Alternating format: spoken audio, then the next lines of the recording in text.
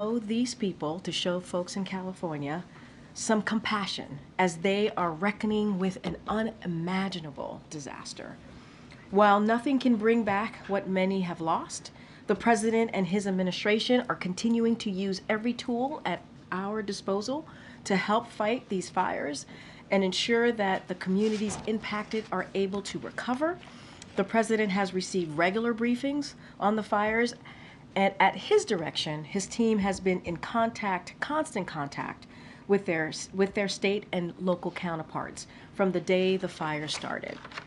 Just last night, he spoke separately with Governor Newsom, Senator Schiff, Congressman Sherman and Lieu, Mayor Bass, and LA County Supervisors Solis and Barger to discuss the latest updates on the wildfires across Los Angeles. And earlier this week, the president was in California, where he received briefings from personnel on the ground and met with firefighters who are on the front lines of this response to ensure they have the resources they need.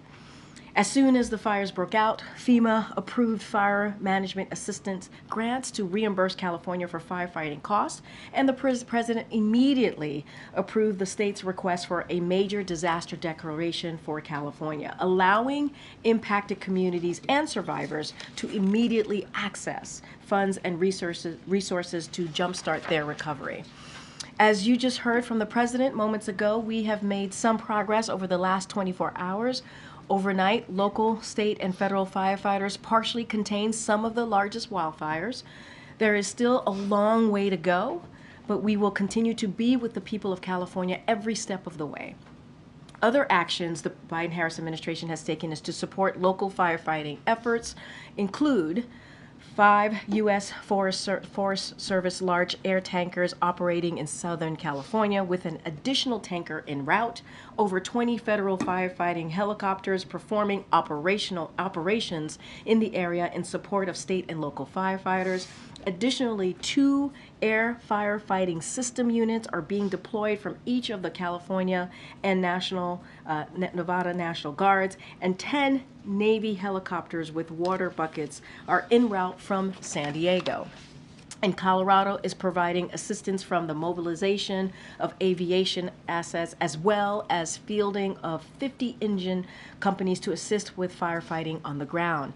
As always, we stand ready to provide further support as needed, and we urge residents in the affected areas to remain vigilant and heed the warnings of local officials, especially if you have been ordered to evacuate.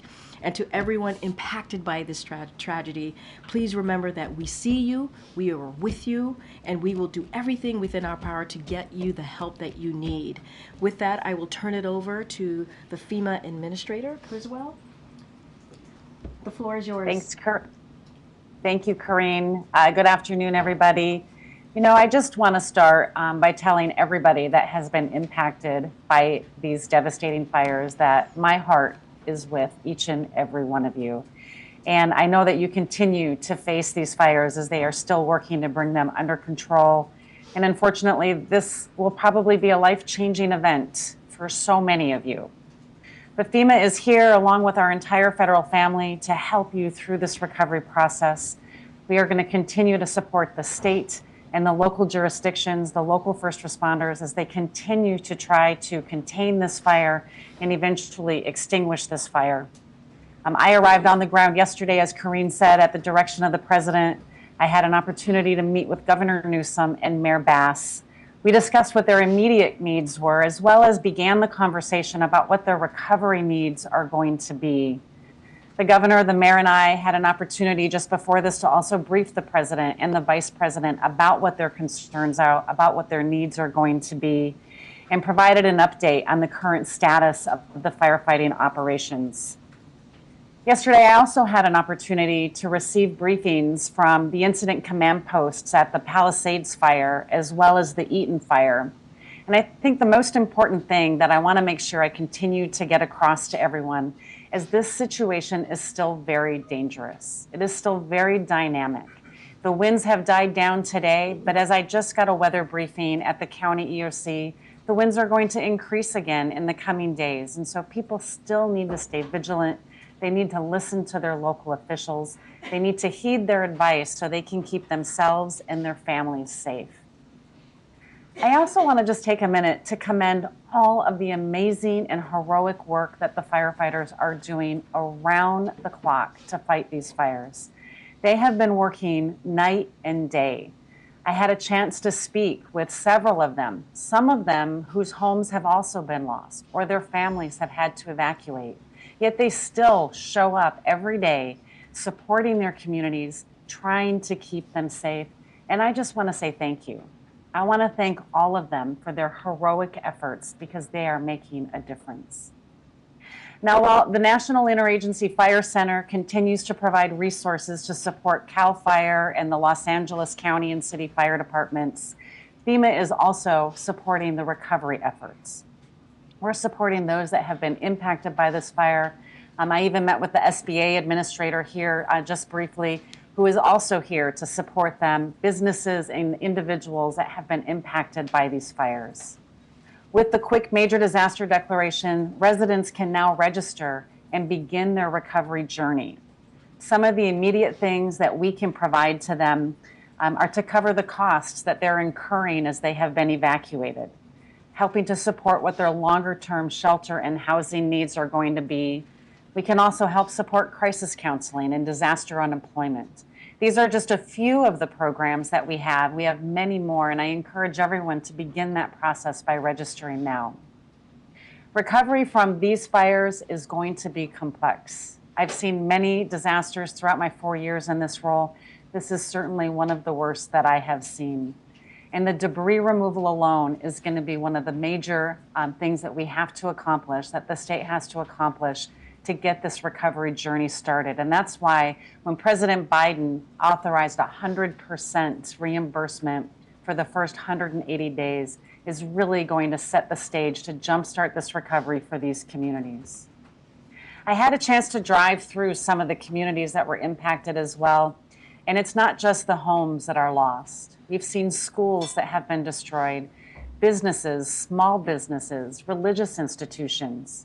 These are things that we are going to be able to help with temporary facilities like temporary schools to help get children back into the schoolhouse, but also any other emergency measures as they begin the work of permanent repair. Thousands of homes have been destroyed, and we continue to hear the numbers change, but know that this is going to be a long-term recovery for all of these individuals that have been impacted.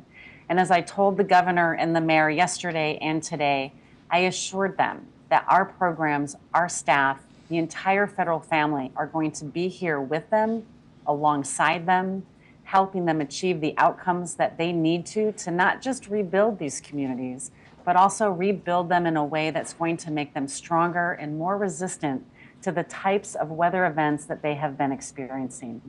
This recovery journey is going to be long, but we are going to be there with them to support them every step of the way. And with that, Karine, I'm happy to take some questions. Thank you so much, Administrator. Go ahead, C.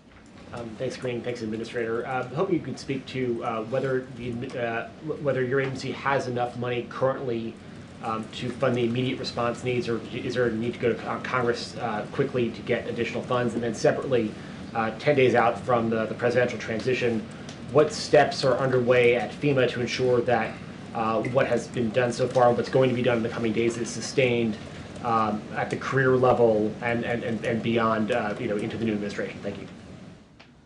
Yeah, with the recent supplemental, FEMA received $27 billion. And so we are now able to continue to support the ongoing recovery efforts for all of the disasters that we've been supporting, to include now the immediate response and the initial recovery efforts that are going to be needed here in California. So we're very grateful for the bipartisan support from Congress to give us that additional funding so we can meet the needs of the individuals that have been impacted. And as far as going through the transition, we have an amazing, dedicated workforce of women and men that are going to be able to continue to support them. Our regional administrator here has worked many fires across several different administrations, and we are going to work day in and day out to continue to support them through the authorities that are given to us through the Stafford Act. Thank you, Administrator, for taking our questions. I wonder, realistically, how quickly will people be able to obtain these temporary living quarters? What are you doing to set those up? Where are you setting them up? And how are you making sure to get in contact with people that may need those temporary shelters? Yeah, so the first step that everybody needs to do, there's two things. They need to register for assistance with FEMA so they get in our system and we can continue to work with them on a case-by-case basis, because we know that everybody is going to have an individual and unique need, and they need to contact their insurance company because their insurance company may also provide alternate living expenses. We have a suite of tools, and one of the biggest tools and the best resources we have is reimbursing individuals for either the hotel costs that they're experiencing right now, or if they find a place to rent, reimbursing them for rental assistance. Given where we're at right now, we know that there's going to be a lot of rental resources, and that's going to be the best resource and the best tool that we have to support the families that have been impacted.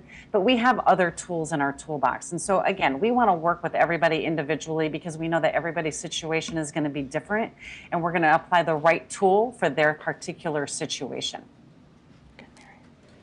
Thank you, Administrator. I know you can't obviously put a dollar sign on this, but can you just help us put into perspective a bit how you think the cost of this may compare to the cost of other recent natural disasters? And I'm hoping you could also comment on some misinformation that's out there. We've seen these erroneous evacuation orders and how concerned you are that may lead to people to not responding to or not paying close enough attention to actual real alerts. Yeah, it's really hard right now on the cost of the disaster to put a number on it because we haven't been able to assess how much of the infrastructure has been damaged. I mean, we know the thousands of homes that have been impacted, but the real cost of these disasters comes from how much of the actual infrastructure has been damaged, the roads, the water system, the power, but also the soft costs and the economic impact. We know that this is going to be billions. And so we really want to continue to focus right now on whatever we can do to continue to support California in getting this fire suppressed and starting this recovery process. And again, thanks to the bipartisan support of Congress, we have enough funding to support those recovery efforts and these response efforts. And as far as the misinformation and the alert that went out, I mean, we want to make sure people are getting timely and accurate information. And I will defer to the county for the specifics on what they're doing as far as that alert, but know that it's part of our wireless emergency alert platform that FEMA offers to state and locals, and we are providing technical assistance to them to make sure we can help them understand what happened and ensure that it doesn't happen again, because we have to be able to send out accurate information so we can give people the right information and they know to believe it. Good job. Thanks, Karine. Administrator, the President was referring in the Oval earlier and yesterday to, I guess, some misinformation about the fire hydrants. Can you just spell it out clearly? Is there a water shortage? Is there an issue with water? And if not, what's the issue? Yeah, I mean, I would really defer to the city and the county for the specifics, but what I have been briefed is that it was an overload of the system, right? There were so many simultaneous fires that happened at once. There was multiple firefighting resources that were utilizing and using the water system to put out these fires, and it put a strain on the system, and it takes time for that system to then regenerate. But the specifics on it, I really just want to make sure that you talk with them. As we heard from, the Los Angeles City Fire Chief yesterday, they plan for this. They have other resources available with water tenders, and now we have the ability to fly the aircraft into these communities to help put that fire out. And so it really, you talk about the multiple simultaneous fires that started, and it just put a strain on the system from my understanding. Just one follow-up on the coordination with the incoming administration. Are you speaking to anyone yourself on the transition, and has the misinformation aspect come up in those discussions?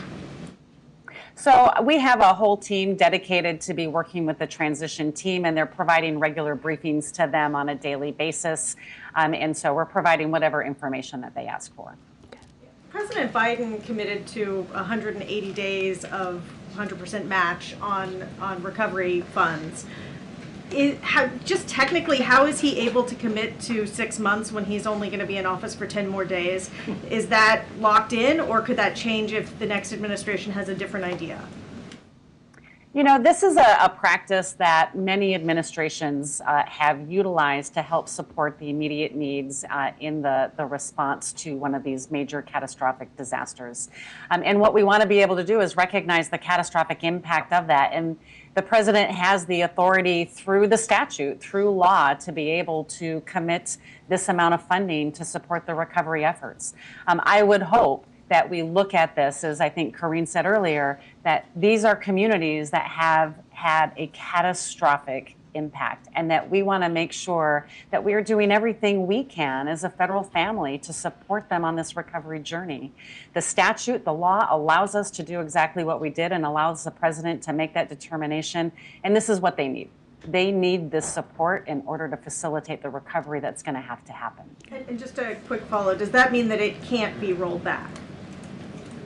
I mean, I'm certain that, you know, anybody can make a determination on if they want to do something or not, but this was done according to the statute, and I would think that the statute would say that this is the direction that needs to happen and that it shouldn't be rolled back. This is Arlette Sines with CNN. In your conversations with any of the local officials, have any of them expressed concerns about the possibility that that funding could be rolled back? Well, I think I've gotten the question from several people about what's going to happen over the transition. And the same thing that I've said to you is that we have dedicated career women and men that have been supporting disaster response for everywhere around the country, not just this administration, but the previous administration and every administration before that. And the actions that we have taken in this administration are no different than the types of declarations that have happened before. And I want to assure them that the law, the Stafford Act, that gives us the authority to provide these declarations is one that has withstood since 1979, and we will continue to implement it as directed by the law. Kelly. Administrator Kelly O'Donnell from NBC. Do you have concerns about the inventory of available housing for people who've been displaced and for the length of time it would take for rebuilding? Obviously, it's going to be some time before you could even clear parcels that people may own or what have you. Do you see almost an extinction of some of these communities for a period of time? So we're going to work with the state to understand what the housing stock is, because as I said, one of the best resources that we have is our rental assistance, and we want to get people into that longer term temporary situation as quickly as possible so they can continue on with their lives. We're going to have to do an assessment to see what the availability is and then determine if we're going to need to bring in other tools to help support the ongoing housing requirement for these communities. But know that our goal is to keep people in these communities. We do not want them to move far from their communities. This is where they work. This is where their schools are. This is where their family, their religious institutions are. And so our goal is to find everything we can as close to their communities so they can keep the community part of them intact, right? The houses and the buildings might be gone, but the community stays, right? That community spirit will always be there. And so that is what our goal is, and that's what we'll work with the state and the county to achieve. Okay. In the back, go ahead. Thanks, Karine. Thanks, Administrator. The President previewed that the death toll was likely to increase. Does the federal government have a handle on how many missing people there are, as well as any advice you have for people dealing with air quality issues at the moment? So I didn't hear the second question, but to answer the first question, that's something I would have to defer to the state. All of those numbers come from the coroner to determine the number of fatalities, and the number missing is something that they'll track. We're just going to continue to support them if they need resources to help with that. And then what was your second question? Just about advice that you would have for people dealing with air quality issues in the area? With their what issues? Air quality issues in the area. Oh, air quality. What's your Air quality advice to issues. folks on the Again, listening to your local officials, there's definitely air quality issues around the area. And, you know, the beauty of the wind dying down is that they can get better control over the fires, but it also doesn't blow the smoke out. And so there are definitely a lot of concerns from across the area here about what the air quality is going to look like.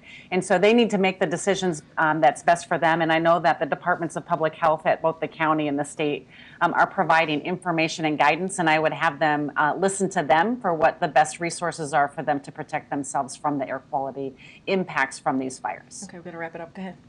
Thank you, Administrator. I'm curious, as you're briefing the incoming administration, are there specific steps you are recommending that they take in this response, given how long-term it's likely going to be?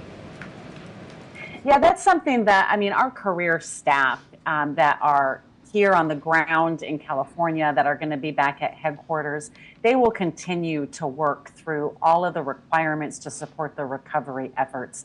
And as the incoming administration comes on board, we will give them an update as to where we're at with the status and any challenges that we're finding and the direction and the vision that we need to do to achieve the governor, the mayor's outcomes for this disaster recovery, but all of the disaster recoveries, right? We had 179 disaster declarations just last year alone. And so our team that has been working these day in and day out for the last 4 years will continue to do so within the new administration. Okay, last question. Thank you, Karine.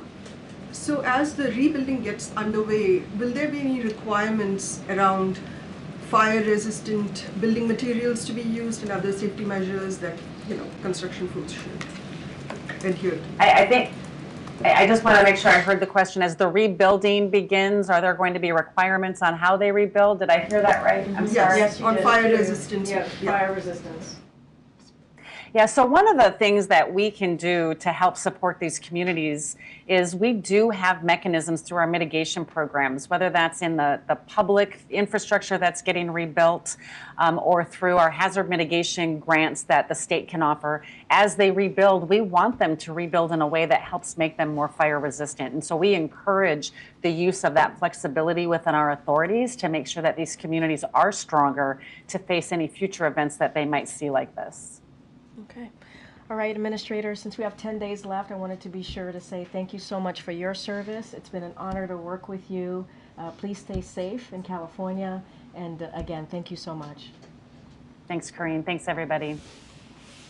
Oh, I have actually two more things, and then I'll get to questions. So I'll quickly turn to Venezuela, where Maduro once again demonstrated his complete disregard for democratic norms and proceeded with his illegitimate inauguration.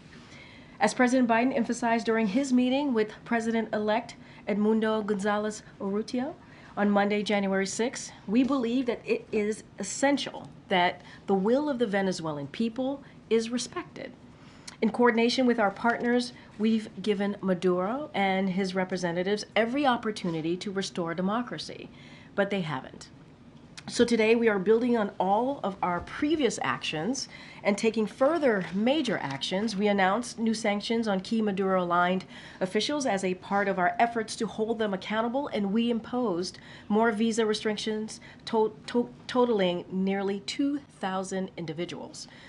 We also increased the reward amount to $25 million for Nicolas Maduro and his so-called Minister of Interior as part of the Department of State's Narcotics Rewards program, only the second and third to have the largest amount allowed.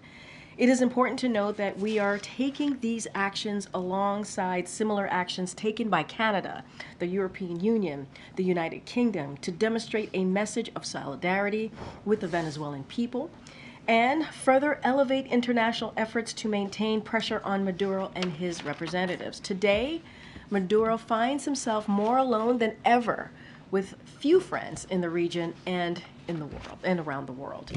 And before I get to your question, just one more thing. I did want to highlight some good news we received this morning. The final jobs report for the Biden-Harris administration was released today, and a remarkable 250,000 jobs were created last month, defying expectations.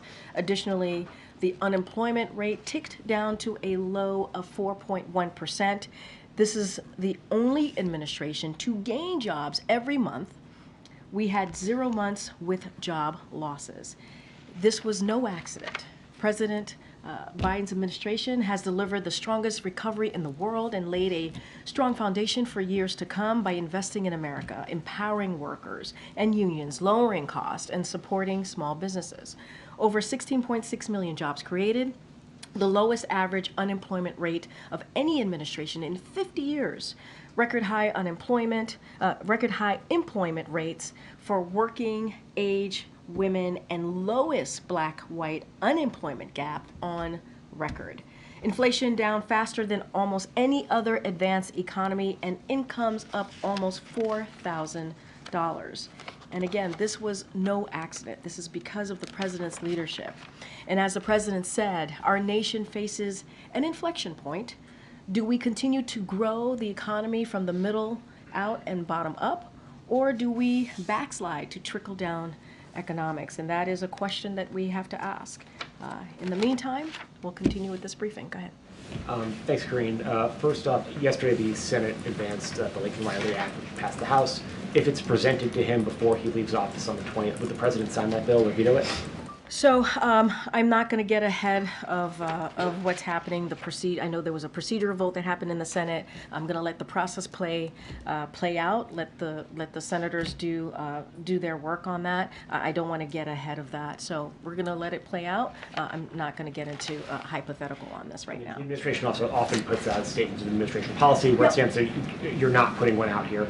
Well, the process is still playing out, and so we're going to certainly follow all of the latest developments on this, and so we want to evaluate the bill. We haven't done that yet. We want to evaluate the bill certainly at the end of that process, and then we will have more to say. I just don't want to get ahead of it right now. And the president of the Oval said he'd be speaking to us later today about Russia and some other issues. Is that going to happen? So we'll have more to share with all of you on what the president's going to be speaking on. Certainly we'll share that shortly. He'll be speaking today.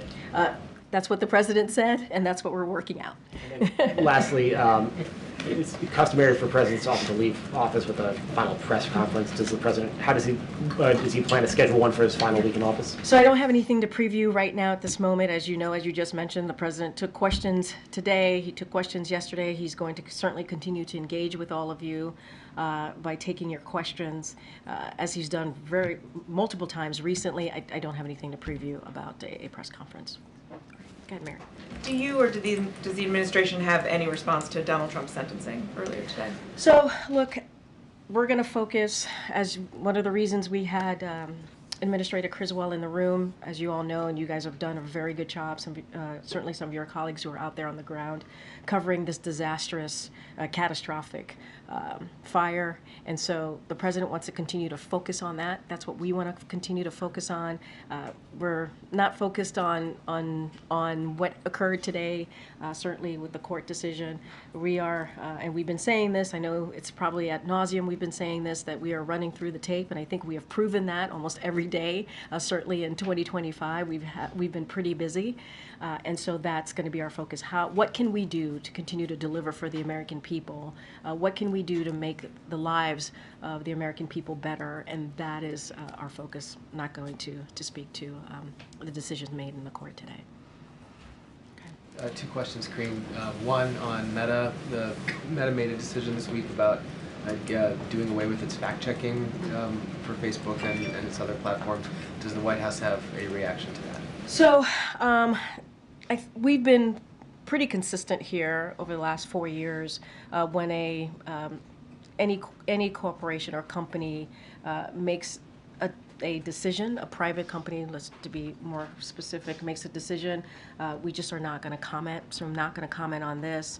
And so just going to leave it in that realm. But look, social media, I'll say this, social media companies make their own rules about content moderation. But with that said, we have been outspoken about our belief that the social media companies have an important role to play in enforcing their own rules to prevent the spread of misinformation. That is a responsibility that company has, and we've always been pretty clear about that. But speaking specifically to an announcement, we're just not going to comment on that.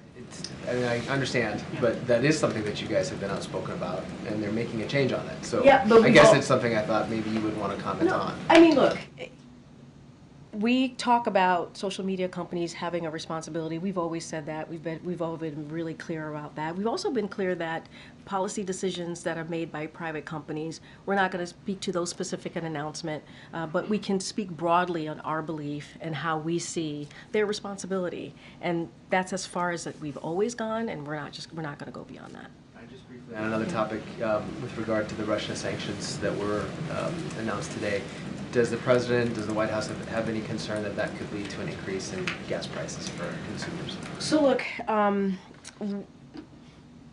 we took aim today in your question at Russia's largest resources of revenue and imposed significant sanctions on the Russian energy sector. These sanctions certainly target both Russian oil and LNG, and we expect our actions to cost Russia upwards to billions of dollars per month. And so that's important to note as well. And these also, let's not forget that these are also, these sanctions really continue for us to make good on the commitment that we made, that the President made, and his G7 counterparts made to target Russia's ability to use its energy sector to fund and sustain this war. We've talked about this for some time, and so now the President certainly made good on that commitment. So it's not just us. Obviously, we joined these actions with the UK, which imposed significant and complementary actions of its own.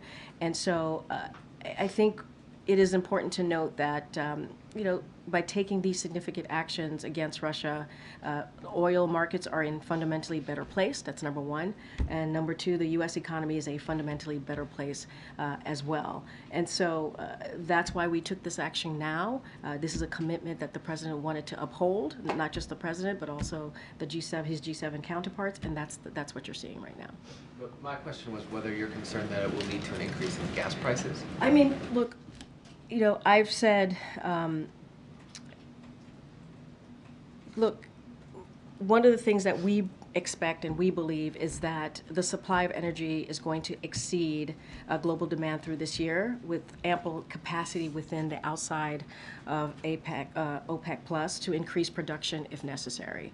So since the start of Russia's war, benchmark oil prices have fallen almost $35 per barrel, and average U.S. gasoline prices have dropped from roughly $4 to just $3 per gallon. That's because of the actions that this President has taken.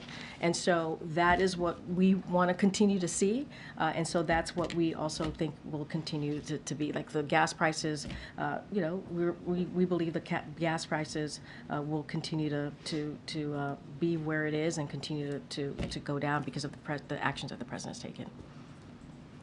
President Biden was expected to meet with Ukrainian President Zelensky when he was in Rome today. Is he planning to speak with him? So the President did speak to President Zelensky moments ago. We will have a readout for all of you. Obviously, the President wanted to reach out to President Zelensky because, as you just stated, they were supposed to meet in Rome. It did not happen because the President decided to stay and be back here because of the catastrophic fires, obviously, that we're seeing in Southern California.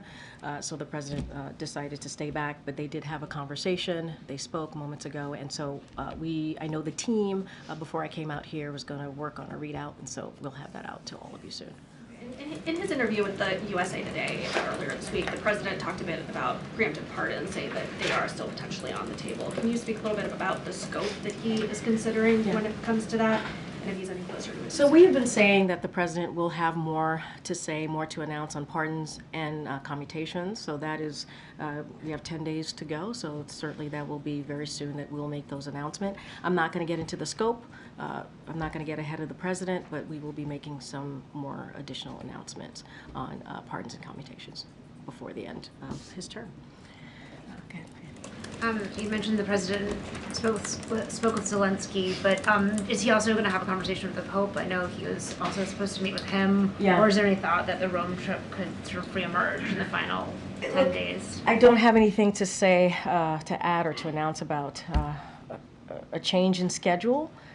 What I can say is I just mentioned that he spoke to President Zelensky. He wanted to share with the President our continued support for Ukraine, which you've seen over the past 3 years. And so that was a part of their conversation. As it relates to the Pope, I don't have anything to announce about a conversation with the Pope. And so if we have anything to share, we certainly will share with all of you. Okay, Kelly. Has the president received any updated information about the status of his son's home in California? Also, his granddaughter lives there now. He did make some reference to seeing some pictures. I wasn't quite certain I heard it correctly, related to Secret Service being burned out. Can you give us an update on anything that relates to the family? So what I can say, Secret Service, you would have to reach out to the Secret Service for them to speak to any developments and what has occurred with them. As it relates to the president and his son, I don't have anything else to add beyond what the president shared. Just don't have anything at this time. Is he inquiring and getting any on-the-ground information related to I that? don't have anything to share. What I can say is that when it relates to Secret Service, certainly you have to reach out to the Secret Service, but obviously he's in close touch with his son and his family. Because he referenced that, and they would only be present if protectees were at issue, and they would be connected to the president. So that's why I'm asking if he's getting any update on anything related to that. Well, again, I don't have anything else to add to what the president shared. As it relates to Secret Service and protectees and what they're doing specifically, you would have to reach out to the Secret Service, and we've been pretty consistent on that. And did he have any opportunity at all to speak to the president-elect about the fires? And they were obviously briefly in the same place yesterday with the Carter funeral and so forth. Does he see a need to? I know there's a full transition operation. I was going to say there's a full transition operation. Fully You aware of heard that, you but, heard the administrator talk about their kind of process on that side as it relates to FEMA. Don't have a conversation to read out that the president had with the president-elect, but as you said, there's a transition happening. We want it to be effective. We want to make sure that they have what they need, and so that continues. And one last one. Yeah. As a part of transition, is an office of the former president also being stood up, and would that be in Delaware, presumably? Yeah, I don't have anything to say about location, but the protocols that normally occur when a president leaves his post, it's going to continue. I don't have a location for you. Okay. And just briefly, we talked about the president's family being affected by this. The vice president's home was also under an evacuation order. Any update there on her home? Yeah, I mean, it's devastating. This is her city, her neighborhood, and her state. I would have to refer you to the Vice President's office on any updates that they might share with you. I don't have anything for you at this time, but certainly it's devastating. So many people are affected by this, and it's heartbreaking. Just a quick follow-up. Will she travel to the Los Angeles area this weekend? Is there any travel plan for her? I would refer you to the Vice President's office on any travel or her schedule. One more. Yeah, one sure. quick one, I promise. So we talk about the transition. Have you hosted any conversations with your immediate successor? And when will your final briefing take place? I'm sure you guys are all very excited about that. No, I'm just So I have not had a discussion with my successor. I'm letting the transition team kind of manage that process and just doing my job, focusing on my job on behalf of the president. And we will have a briefing next week, and certainly we will share that with all of you to say goodbye. All right. Hi, Karine. A couple of topics, if you don't mind. First, on Venezuela, you mentioned the sanctions that the administration is putting on Venezuela in its final 10 days. Are you in discussions with the incoming administration about policy towards Venezuela, and are you expecting those sanctions to hold once Trump does take office? And so, look, I can't speak to what the next administration is going to do or not do. What I can say is, and I believe Jake Sullivan talked about this when the National Security Advisor talked about this a couple times, whether in a gaggle here at the podium, saying that they are in constant communication with their incoming counterparts, the NSC is, and so I'm sure those conversations are happening on that side of things with the transitioning.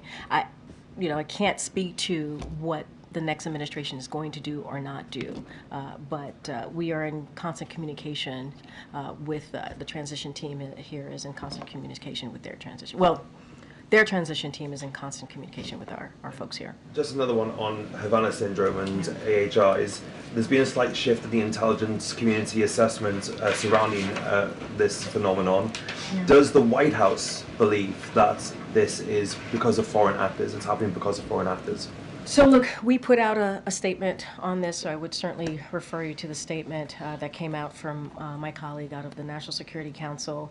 What I will say is the intelligence community assessment is one element of an interdisciplinary approach this administration has taken to getting to the bottom of these incidents. We believe it's important to do so and ensuring our colleagues receive the support and care they need and that they deserve. So the IC's updated assessment is a product of an ongoing analysis. That's basically what is stated in our statement, to make sure that we continue those efforts, which we welcome and which only reinforce why it is vital for the U.S. government to continue critical research, investigate credible incidents, and provide care. So they're an ongoing process, and so that is part of what certainly our statement stated, and also what the ICA said as well. I read that statement from Yep. Sean earlier, and Yep. part of it said that the current administration will be briefing the incoming administration about this to continue that work. What does that kind of briefing process look like, and what does it involve? I mean, look, I'm not going to get into private discussions or conversations. Obviously, this is a intelligence community situation, so I'm going to leave it in their, certainly in their hands. So I'm not going to divulge or get into what those conversations will look like. But like I've said multiple times, we are certainly keeping the transition team up to date on matters that are important, certainly to our national security, but to the American people. That's great. Okay, Thank you. go ahead, Josh. The Supreme Court indicated today that it will allow these TikTok ban or divestment ruling to proceed with the deadline of January 19th. Does the administration have a position on whether that should happen? Of course, the incoming administration, he's changed his view. So, look, we've been very clear about our position. Obviously, the president signed the bill, and we believe it's not a ban, it's a divestment, and obviously there are provisions in that on how to move forward. It's in the courts. We've allowed that process to play out. I don't have anything else to add beyond that. Divestment happened in 9 days. I mean, it seems like it's door number one at this point. I mean, look, we've been very clear where we stand on this. 9-10 days. I would certainly leave it up to TikTok to speak to that. Going back to the Russia sanctions, can you walk us through the thought process on this? Is this, the President-elect has obviously made clear his desire for some sort of deal to end the fighting. Is this trying to set the table for that by ratcheting up pressure on Russia? Another way of asking that is, why not do this earlier than now? I mean, look, this is, as I stated, this is a commitment that was made by the president and the G7 counterparts, his G7 counterparts, and we've always said that we were going to find ways to put pressure on Russia. We've always said that it is up to Russia to end this war. They can do it today. And we've been, I think, pretty clear on that. This is not the first sanctions. We've done multiple sanctions over the past almost 3 years as this war has gone on. And so this was, it wasn't just us. This was also in coordination with our allies and partners. And so that's what you saw. You saw UK make an announcement as well. But we've been clear. We've been clear that we were going to take actions. And so that's what you see from this administration. But this is not the first one, right? We've done multiple, as I just stated, actions before, and we want to make sure that we hold Russia accountable here. But by definition, you made the choice not to do these specific actions, which are pretty significant. Yeah, they are significant. For a You're couple of years. So why not? And again, why didn't you do it a year ago? Why now? What changed? And again, in my answer to you just moments ago, it's not just us. This is also being done with our G7 counterparts. This is essentially a group effort, and that's what you're seeing today. I know I have to. Go ahead. Thank you, Karine. Do you have updates on the American citizens that are being detained in Venezuela? The Maduro government claims one of them is an FBI agent, if you can confirm. So I don't have any updates for you at this time. I certainly would refer you to the State Department. Look, when it comes to Americans being held hostage, wrongfully detained, you have seen from this administration our efforts to make sure that we get Americans home.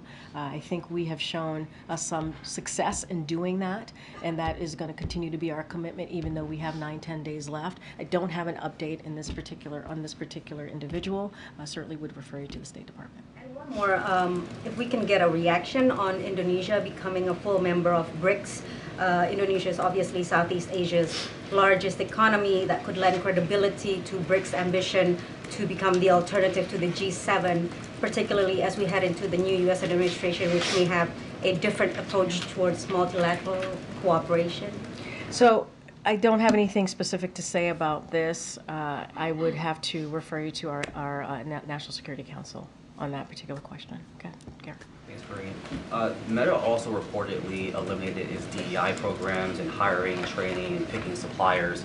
And they cite the Supreme Court ruling in affirmative action. I know you said that you wouldn't comment on business policies, but the administration really went out of its way to sort of convince businesses not to interpret that ruling as anything that further than that.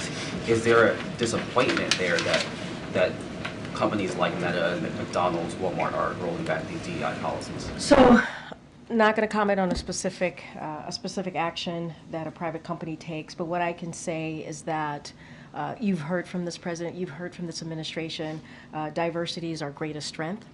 You have seen this not just by words, by action that this president has taken, and certainly that is a sentiment you've heard echoed by leaders across businesses and government, not just us, and so that continues to be our stance on this. It is important to have different voices around the table. It's important to have different voices, working on policy to make sure that we are delivering for the American people. And that's what we have done. That's what we have shown. And as it relates to specific companies, I'm just not going to comment on that policy. But I think by our actions and what you have seen us do over the last 4 years, our commitment to that, our commitment to making sure communities that are normally left behind have a voice or not, don't feel like they don't have access, and changing that around. We have done that in many ways, whether it's the economy, whether it's lowering cost on prescription drugs, making sure manufacturing jobs come back, helping for wages to go up. We have done this and shown our commitment to that. Again, I'm not going to speak to any particular company. Yeah, sure. I recently spoke to Reverend Al Sharpton, and he said that he would like the president to issue a pardon for Baltimore County State Attorney Marilyn Mosby and Jesse Jackson Jr. Can we expect to hear an announcement on any high-profile pardons such as these? Yeah, I'm not going to get ahead of the president. He's going to make some more announcements or pardons and commutations. Certainly, we've heard from groups out there who have certainly been very vocal about what they think the president should do. The president and his team is working through it. They're trying to figure out the best way forward. Obviously, the president believes in Americans who have shown that they can get a second chance to have that second chance. And I think you've seen that. This is a president that has been pretty historic in his actions in moving forward with pardons and commutations. I'm not going to get ahead of him. Karen. Thanks, Karine. Does the president expect that President-elect Trump will be here in the morning before the inauguration? Has that invitation been accepted by the president? I would refer you to the transition team to speak to what the president-elect is going to do or not do on January 20th. But he extended the invitation to come here. That is something that is a tradition, so obviously we are going to try to continue that tradition, but I would have to refer you to his transition team. Karine. Thanks. I had a few follow-up questions on the transition process. To follow up what Karen was asking, it's also a tradition for the president, incoming president, to stay at Blair House. Is that an invitation that's been extended? I don't have anything to share on if the president-elect is going to be staying at the Blair House. What I will say is we certainly are trying to continue the traditions here. We want this to be an effective, efficient, peaceful transfer of power. Once we have more to share, certainly would share from our end of things, and anything that's related to the president-elect, I would refer you to the transition team. We've seen some moving trucks out here today. Can you talk about where you guys are physically in the process, and have there been any directives? Because I know in the past with the other administration there's been issues with classified documents and mix-ups, and I know you guys have said you want to be careful and follow the rules. So We are going to do our best, certainly to be careful, to follow the rules, to do this the right way, to follow traditions, obviously, as the president truly wants to do, as he showed right after the election, having the president-elect in the Oval Office, and putting everything aside and making sure that we were putting the American people first and what they wanted, you know, respecting the results of the election. That's what you've seen from this administration. And we have 9-10 days left, and we're trying to run through the tape, do everything that we can, and get out of here in time on January 20th. Good. Speaking of the days left, Monday the president's going to deliver this capstone speech on foreign policy at the State Department. I just wanted to sort of see what you could share from a preview. Is this sort of a defense of his foreign policy? Is it a warning to allies, or advice that he wants to give the incoming administration? How should we kind of view the speech that the president's going to give? Well, as I've stated many times already at the podium, as it relates to the pardon commutation, I'm not going to get ahead of the president. And so he wanted to make the speech. There has been, there has been some key events, obviously, that has happened across the globe in his tenure. And this is someone who has been, when it comes to foreign policy, that is something that has been a key pillar of who he is and how, in his career. And let's not forget, 50+ years as a public official, elected official. And so he has some thoughts on the future, not just of the country, but how this country moves forward as a leader when you think about global events, important global issues. And certainly he will lay that out. I don't want to get ahead of him, but you could reassure there are major events happening right now. The Russia's war in Ukraine, the Middle East, and many other Indo-Pacific, many other important matters that he's going to certainly lean into, but I don't want to get ahead of the president. All right, thanks everybody. We'll see you next week. Any reaction to the Title IX ruling, Karine?